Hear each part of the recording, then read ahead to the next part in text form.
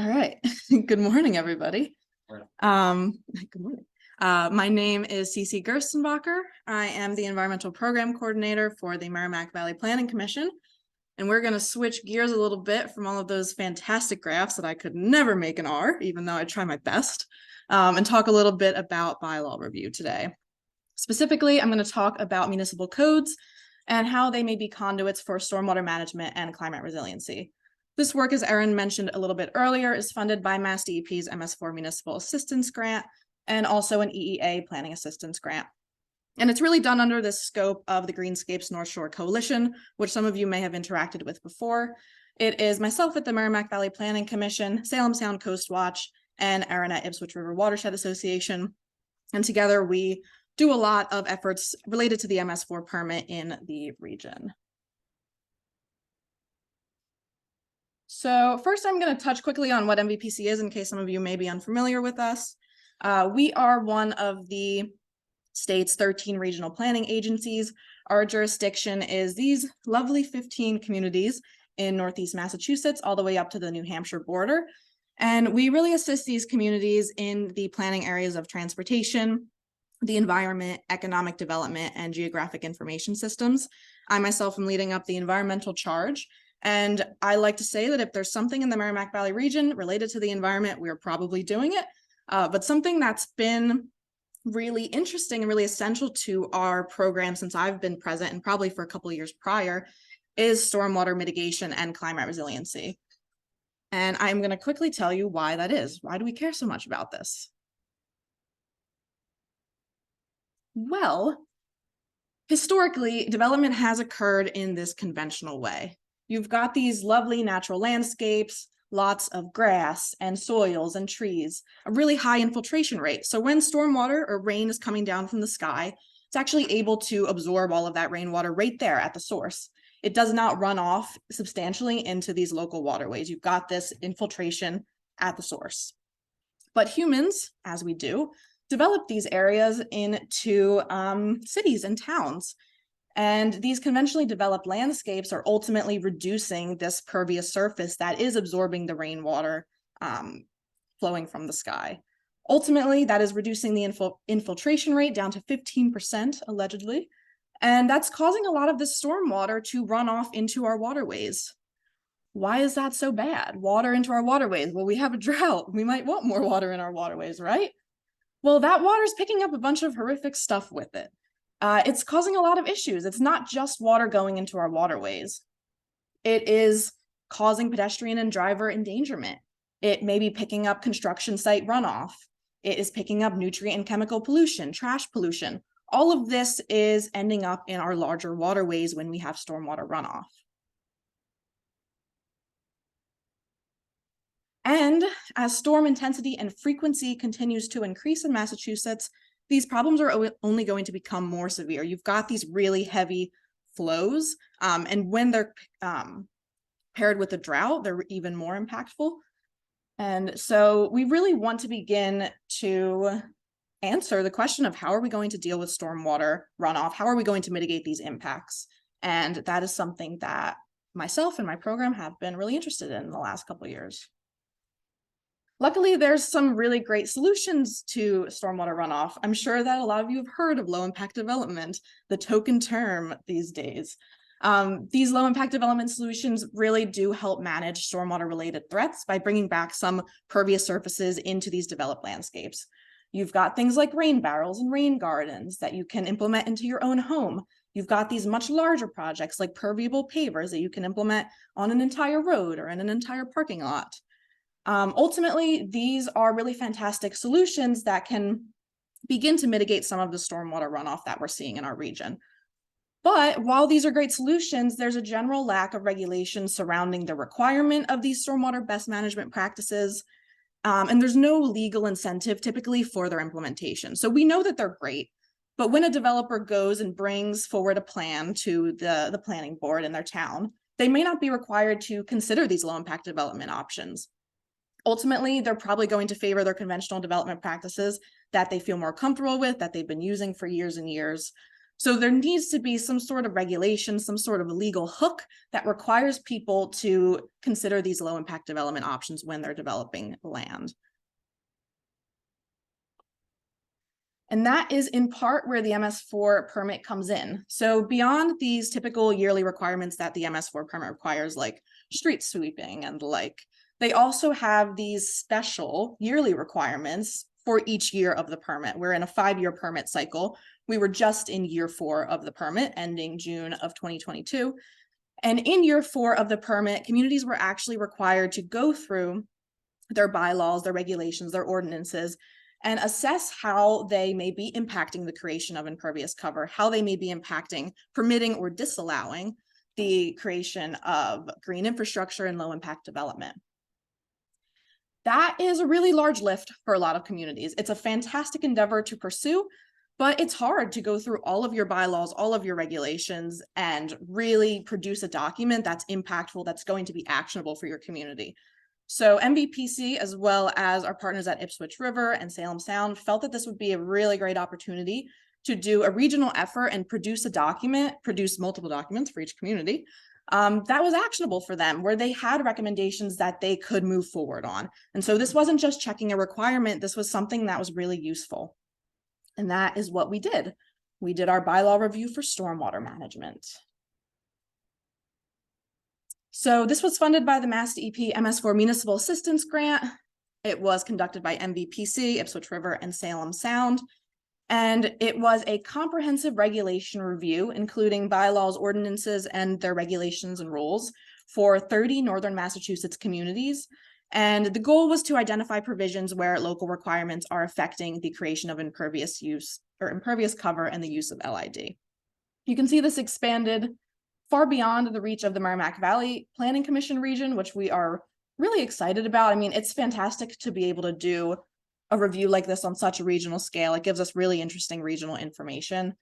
So this was sort of MVPC's jurisdiction, and then we had the Ipswich River and Salem Sound folks taking on some communities as well.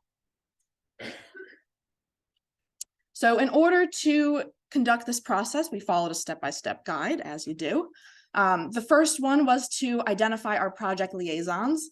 We first contacted all of our communities. We're really lucky at MVPC and also at these other organizations that we have really tight ties with our municipal partners. So it's easy for us to reach out and say, hey, we're doing something for you. Give us a point person.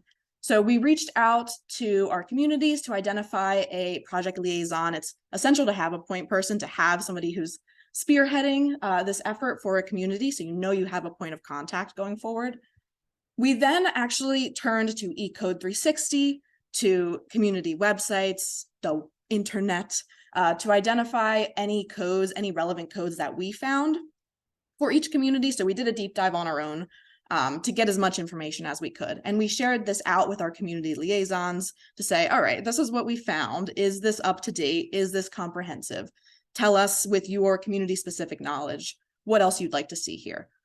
Once we got that seal of approval from the community, we moved on to reviewing the codes, and we reviewed the codes using the Mass Audubon Bylaw review tool, which I'll dive into a little bit more in a second, but I'm sure might be familiar to some of you by now. After we produced that Mass Audubon Bylaw review tool, which is really just a large Excel matrix, we went on to produce more succinct community reports. The Excel matrix, you'll see, it can be a lot to look at if you've ever looked at one. So we felt that it was really necessary to produce a succinct and actionable report. And we produced 30 of these for each of our communities. They're each about 4 pages long. So I'm sure you can imagine it was a lot of typing.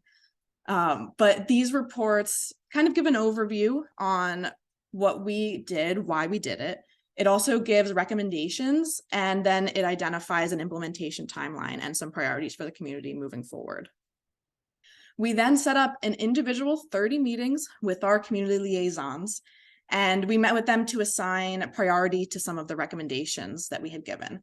As part of the MS4 permit requirements, during this review, you have to go through your recommendations and assign a priority, assign kind of a flimsy timeline. They're not going to hold you to it entirely, but you have to show that you're going to be making action on some of these efforts. So we met with the communities to do that.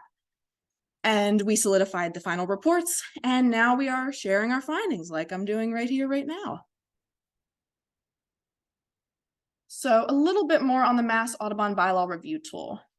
This is a tool that provides a framework to systematically review various components of municipal codes and rank them for their compliance on recommended best practices.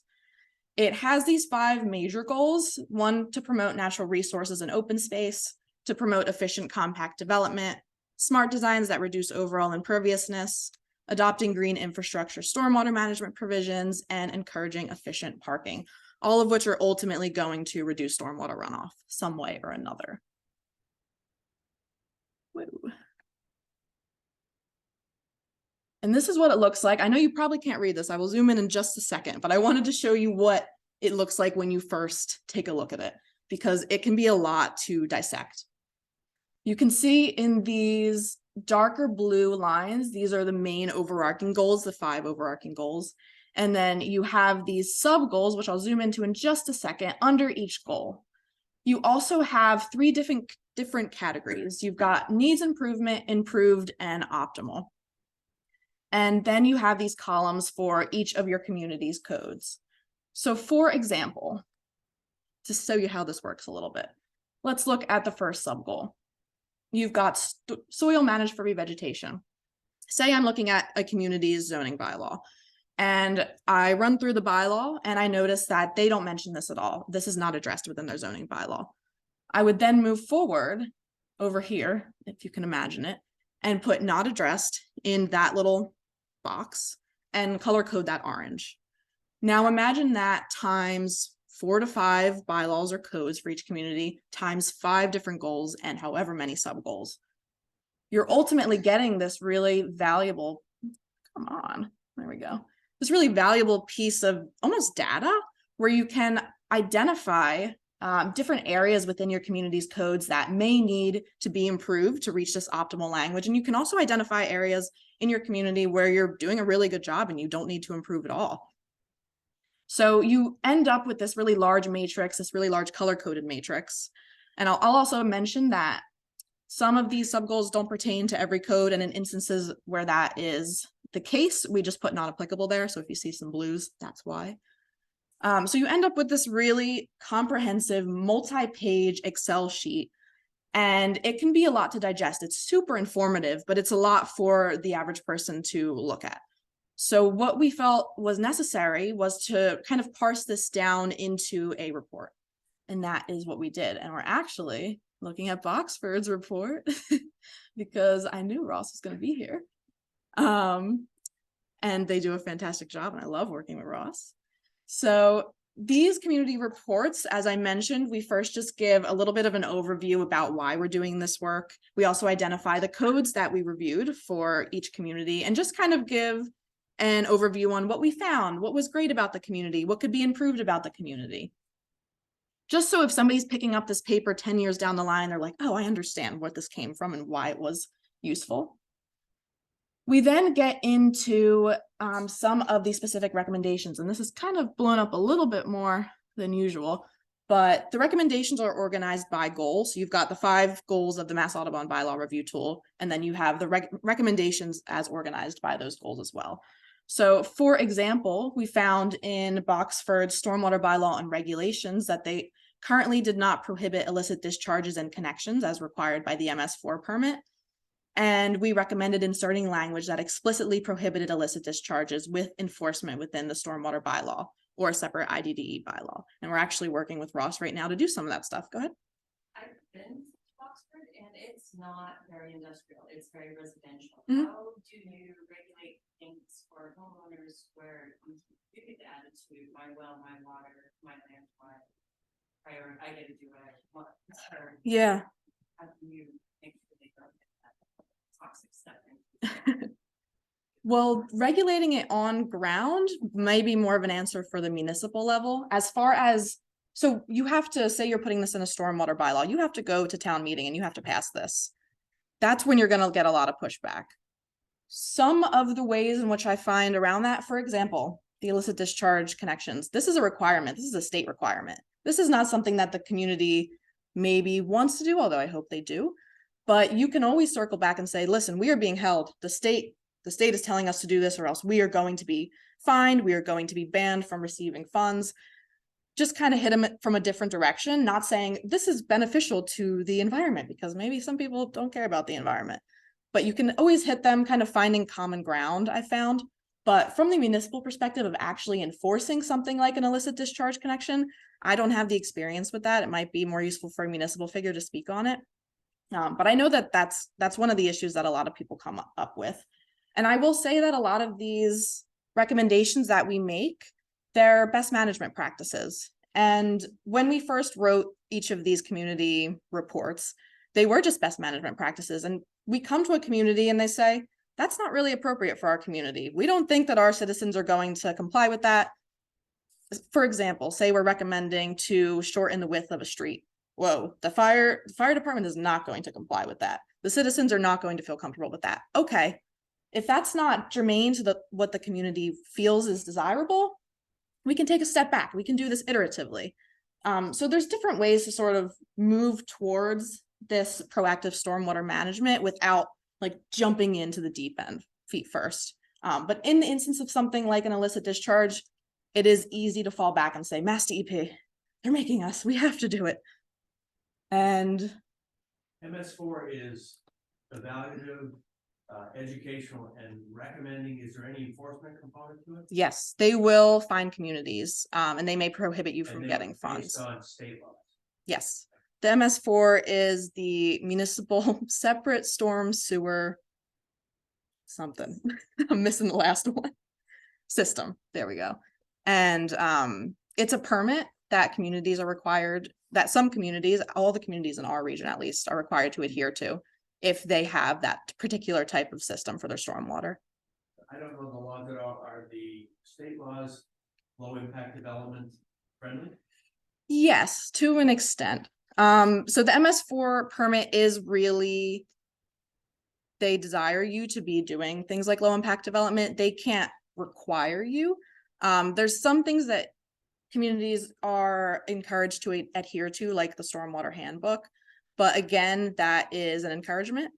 So right now, that's really why we're working at kind of the grassroots municipal level to require some of this low impact development, because it's just an encouragement at the state currently. We'll see what happens when the next MS4 permit comes out, if that's really a requirement. But right now, it's kind of at the municipal level where folks are actually requiring this. Ooh, all right. So after, as I mentioned, we came to the communities with these best management practices recommendations. We sort of tailored them and fit them to each community based off of what they were comfortable with.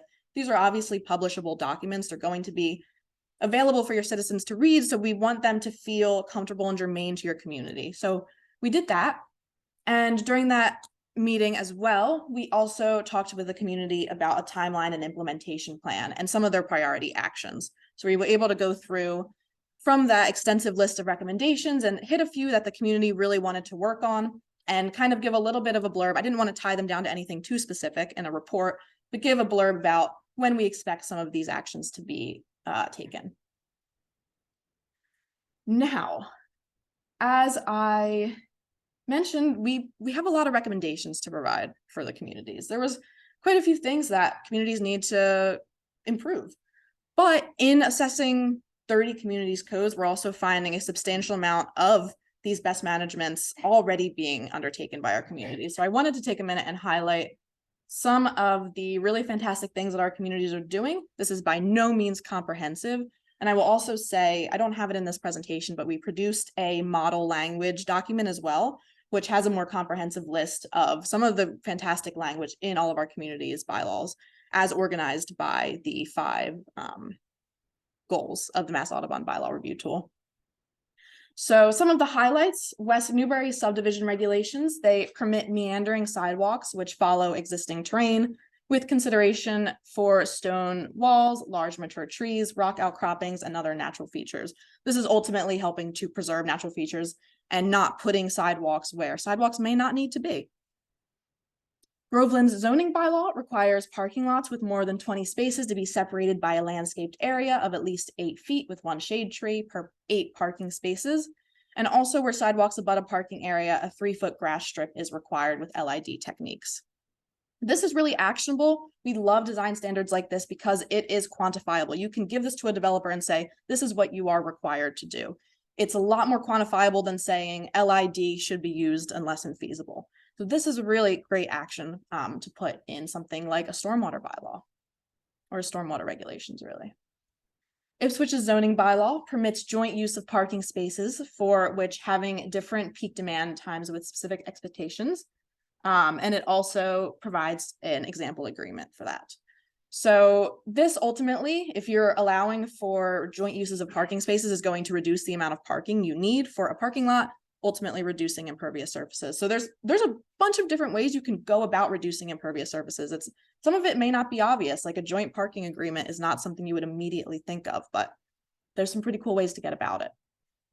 And finally, Essex's subdivision regulations explicitly require the use of green infrastructure practices for stormwater management. They prefer it over conventional practices, and they also provide specific examples, which is really, again, very actionable. You can point directly towards, look, we require this, we require you to consider it, we prefer it, and we have examples for a developer to use. It's more actionable than saying LID should be used unless infeasible. What are we seeing in that picture? This is just a nasty storm drain.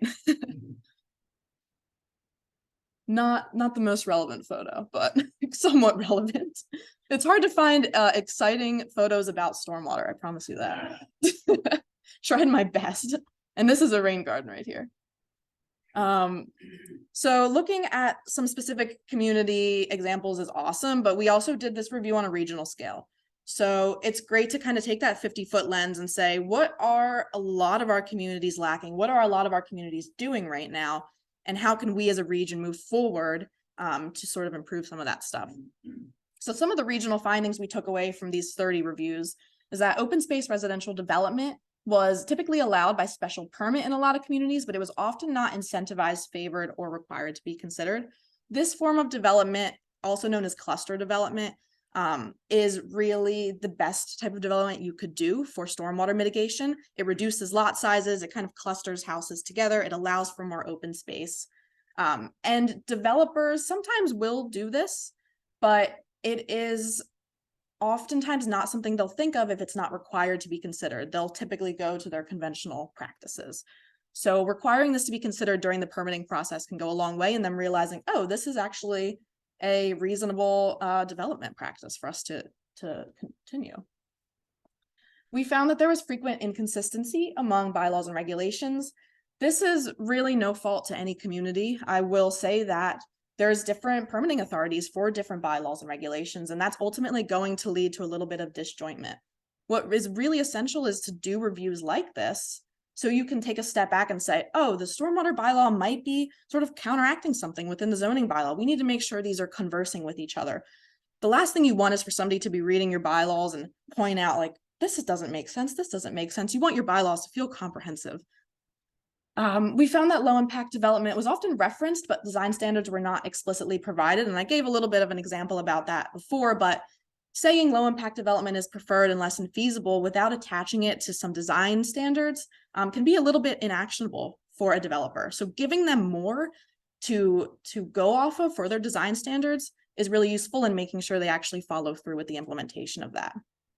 And finally, we found some general qualitative statements addressing the preservation of things like natural features that were not directly tied to quantifiable design standards. The all due regard shall be shown for natural features. That's really sort of fluffy, up in the air.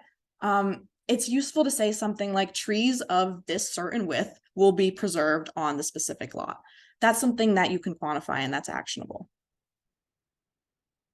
So we conducted that extensive review and we took a step back and said, okay, we've provided 30 communities with these recommendations.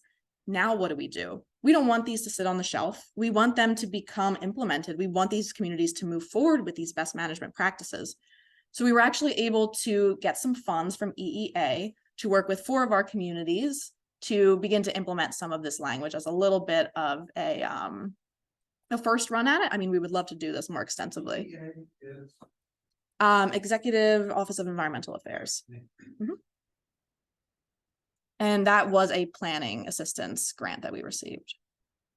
So myself, funded by EEA, MVPC, and Erin at Ipswich River, We are now pursuing the implementation of code language recommendations in the communities of Andover, Boxford, Georgetown, and North Andover. These communities happen to be along the Ipswich River and also in the Merrimack Valley region, so they overlapped with us very nicely, but we would love to do this on a larger scale eventually. We are in the middle of this, but what it looks like thus far is that we've met with our communities to confirm their code priorities and timeline. We wrote these documents back in May, June area, so we just wanted to circle back and make sure that they were still accurate. We then made sure that we had the most up-to-date versions of their codes. A lot of the communities are already doing some revamping of their codes, so they might have red line edits that aren't published. We want to make sure that we have those while we're doing our edits. And we went ahead and began doing some red line edits and providing some model language. Down the line, we will confirm these red line edits with our communities and make sure they get the seal of approval. And from there, we will be around to attend meetings and provide education and outreach on revisions as needed, especially at those public hearings. You have two sets of language then, communities that are septic based versus communities that have their systems in place. The MS4, is that what you mean? Well, like just the zoning language, like a town like Boxford or Topsa that are on septic, So the language must be different than a town for like Ipswich. If you want, yeah. With all of our communities, we're tailoring the model language to the communities with different needs. And then the recommended model language, the idea is to kind of have multiple options. So I'm a small rural community, this is the type of language that would be relevant to you versus Yep. an urban region. And Cece and I, our regions look really different. She has a lot more urban towns and cities, and in industry, Ipswich River has very few urban towns and almost no industry, and so we're navigating those differences through recommendations. Yeah, I would say it's not a one size fits all for the recommendations. We're really working to make sure that they're germane to the community. There's some things like the illicit discharge, that's copy and paste language from Mass DEP. But a lot of the other recommendations are going to be based off of the character of your community and based off of the comfortability of the boards to pass certain things. So this is what the actual implementation, oh yeah, go ahead. This is my last slide, I promise. Climate resiliency grant, are the towns implementing any specific climate language in their bylaws? I'm gonna tell you right now. So this is the piece by piece of what each community is going to be implementing during this EEA effort. For the town of Boxford, we will be working to specify erosion and sedimentation control plan contents within their stormwater regs. We're also going to be inserting that illicit discharge language. We're going to be creating some model language for low impact development in parking areas in the storm regs.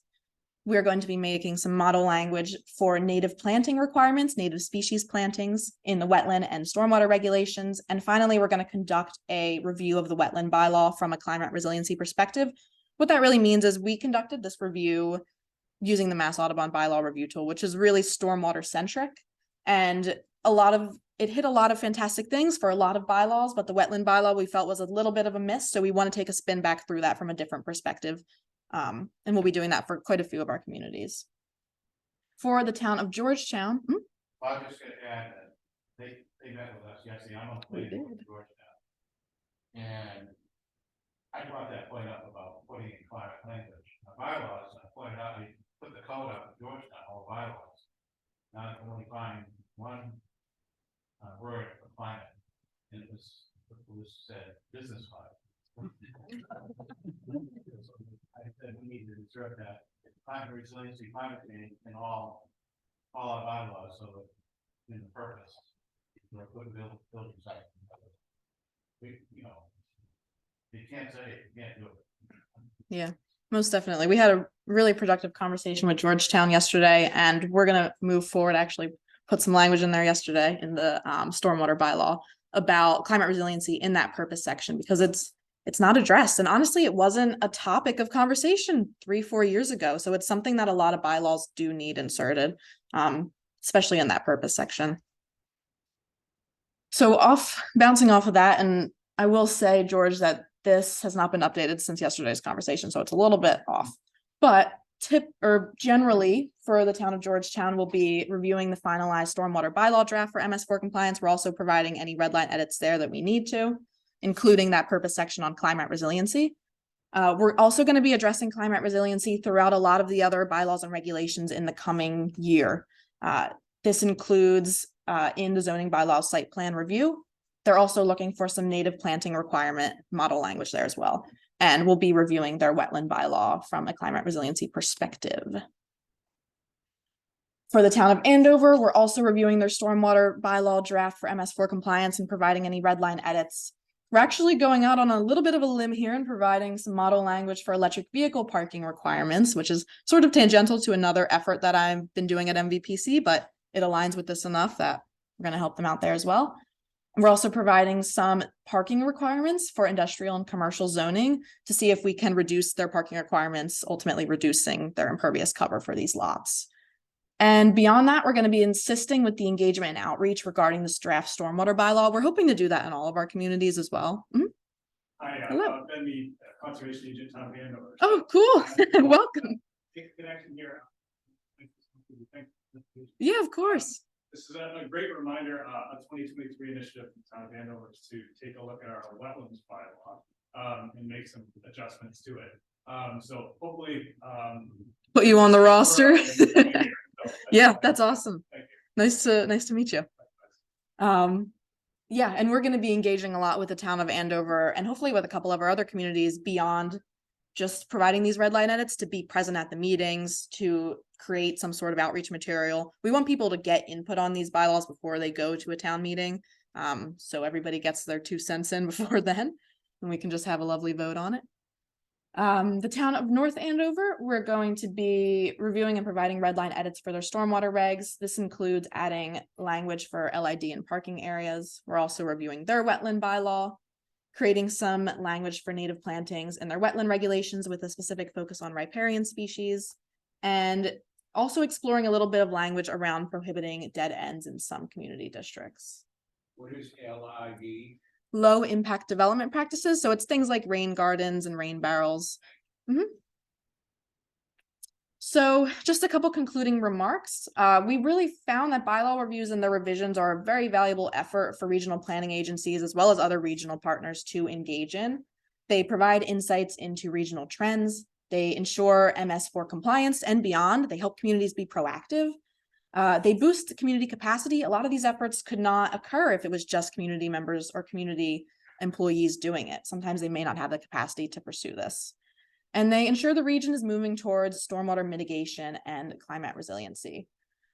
Overall, this collaboration, consistency, and open-mindedness will move us towards a sustainable New England, so we can go from development like this to development like this. And that's that. And I will open up to any other questions. I think we have a couple minutes. So your last picture was appropriate. What can be done retroactive? The areas that are already. Yeah, it's hard because there's no incentive for people who own those properties to do that. Like, you can really hit somebody during redevelopment or during development because they have to go through a permitting process. So in situations like this, I mean, where's my back arrow? I would say the opportunity here is, like, number one, if this is a municipally owned lot, then they can go forward doing things that way through grants, through municipal vulnerability grants, things like that. Otherwise, it really is left up to redevelopment. If maybe somebody new purchases this lot and they intend to do something else with it and they have to go through a permitting process, I'd say that's an opportunity for people to reconsider low impact development. We've been getting that question a lot in cities like Lawrence, which is 99% already developed. So how do they implement low impact development when they already are developed? There's no new parcels being created. And it is kind of turning to hitting somebody during the redevelopment phase and saying, But there's a lot of storm runoff there currently. which There is is. harmful. Is there something to be done, at least requiring relative stormwater treatment or whatever? well, yeah, there can be stormwater treatment. I mean, there is stormwater treatment. You can prohibit illicit discharges, which is one thing that you can do. And there is stormwater treatment that is going on in these communities. I mean, they're going through the MS4 system, they're going through wastewater treatment plants, and so they're being treated that way. But unfortunately, there's just a lot of situations where you've got these massive parking lots, and even if you are treating the stormwater and doing the best that you can with it without reducing the impervious surface, it's not gonna cut it. You really do need to have some sort of way for on-site infiltration, and it's kind of hard to require that in instances where these parking lots have already been made and have been standing for 20 years. To the left first. Oh, I don't know, my left, this one. Up here or down here? Okay. Ah, No, just to get that next slide, yeah. there you go. So that's to go from, to get the same amount of space for that kind of parking. That previous slide, you would need 10 times Yeah. the space. So is that working? I mean, that's sort of where it comes in to ask the question, do we need all of that parking? In a lot of instances, community parking requirements are more extensive than they have to be. You have a specific table of use for how many parking stalls need to be for each particular land use. So you have a commercial land use, you have to have whatever, 5 parking stalls per 2 employees. I'm making it up. But in a lot of instances, they're more extensive than they have to be. You saw one of the recommendations for Andover is to think about reducing the parking requirements for industrial and commercial uses.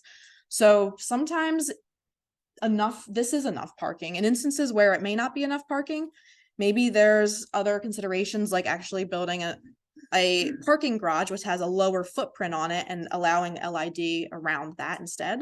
That's kind of where you got to get creative with it, Erin. Yeah, it's actually, like the previous picture that Cece showed of an example of traditional parking lot, it looks great because all the spaces are full and so you have tons of cars, but I would just challenge everyone when you're driving around and see how many empty parking spaces you have. There's so much extra parking around, and it's because every parking lot has different use patterns and you don't ever overlap them. So like when the mall is closed, that parking lot is empty, and when down the street is full because something else's school is open. And we're not thinking about this like in a collaborative, community-based effort. That's another. Yeah. That I know, yeah. That's another place where saying like a joint parking agreement for uses with different peak demand times. That's another great way to reduce parking and make sure that the lot is being utilized to its fullest potential, not just having these open spaces. I know you had a question right there, yeah. Yeah, so it would be interesting to see, requirements or incentives to install, say, solar canopies and or EV charging infrastructure integrated into the LID process, so that Completely. The absorption capacity of solar canopies is pretty much exactly what it is of the pavement that's underneath. So if you then fed that water that was captured 15 feet higher into your other LID areas, your absorptive areas, it would be really productive, and from a number of different ways, or in a number of different ways. I guess just thinking about a model for LID development, specifically relevant to parking lots. Yeah, and that's some of the model language we'll certainly be producing for a couple of our communities. But beyond that, I'm actually working to create a model electric vehicle bylaw for the region. And I think that'd be a great consideration for even that bylaw, just saying, I mean, right now we're thinking about what is sort of the crossroads for when you should require electric vehicle parking in a parking lot. Is it 50 spaces? How many spaces should be EV for every X amount of spaces? Things like that. But a lot of communities have expressed interest in inserting that language into their bylaws and to require EV parking. And I think that does also open the door for things like solar canopies. So. Thanks. Yeah, I think obviously there's two different things. There's the retrofit, right? Yeah. And then there's the build. And to go back to the build for a second, when you go back to the Audubon goals, there are 5, and the first 2, right? And there's a reason that the first 2 are preserve the open space and preserve the natural area, and then minimize the area of development. And by and large, developers zip past to number 3, and they clear cut an acre of woods. and they say, well, we have green, or we have a rain garden, so we're doing this great LED development. And I think it's really important, and I know that the OSRD is, that it needs work, it really needs work to really, you know, start to move towards not destroying, not making the first picture. Yes. making the first place, so that you don't have that, because the difference between an acre of wood, it's not just, you know, we do this whole like, here's how much runoff comes off of wood, and here's how much runoff comes off of pavement, and you compare them with other, you know, that's the percentage, but the reality is there's a whole ecosystem happening here, there's a lot of water uptake from all those streets, there's a lot of big difference, you know, in how it functions in terms of your watershed. And so when I'm reviewing projects, I don't think I have in the last 5 years seen a single project come in that says it's LID that has appeared to have thought about how they arrange their entire site to minimize impervious. It's so important. It's hard to do on a local level, but it's necessary on a local level. Completely, yeah. But trying to think about that and remembering that is so important, because once you get to the part where they've taken the tree down, the rest of it is kind of band-aid. I'm not trying to put down, green gardens are awesome, green gardens are awesome, but we're getting a trade-off that isn't a good trade. So, folks, if they want to call it LAD, they want it to be low impact development. It actually has to have a low impact. So I just wanted to talk about that. My second question is, are these posted yet? These reports, are they available? Oh, yeah, yep. I'm happy to shoot it over to Aaron. Actually, I think Aaron has it. It's posted It's on the Pie Rivers website. Yeah. Yep, it is a long report. I warn you, it's like 150 pages. But I just want to say, I mean, yeah, these are all great solutions. This whole presentation is great solutions, but the best solution is to preserve natural spaces. So I don't want to bypass that and say like development's okay as long as you do X, Y, Z. In a lot of instances, it's great to just have a natural ecosystem. So I question comment, I guess I see a lot of, and I see some big ones here locally, developments that are being proposed to do solar farms. And they're clear cutting forests to do that. And everybody seems to think, yeah, great, solar farm, go ahead and do it. That's so wrong. Yeah. There's a place that's correct, but all these developers and towns are embracing solar farms and they're clear cutting forests to get there. Yeah. And we've got to put ordinances in that prevent that. Yeah, there is. So it's not something that I really took a dive into for this, but in passing, there is sort of some zoning guidelines in some communities for those large solar farms that require them to do XYZ for their design standards. But in a lot of instances, they're flimsy and they could be really bolstered to And reduce most of the those solar footprint farms of with those. their foundations on treated wood, which is even worse. I noticed on the map we showed the 30 communities that on a couple of our upriver communities, Reading and Wilmington, I noted, weren't included in this study. Why is that? Are they not members of Greenscapes? So at the time of the analysis, they were not. Reading has since joined up. Wilmington is resisting my every overture.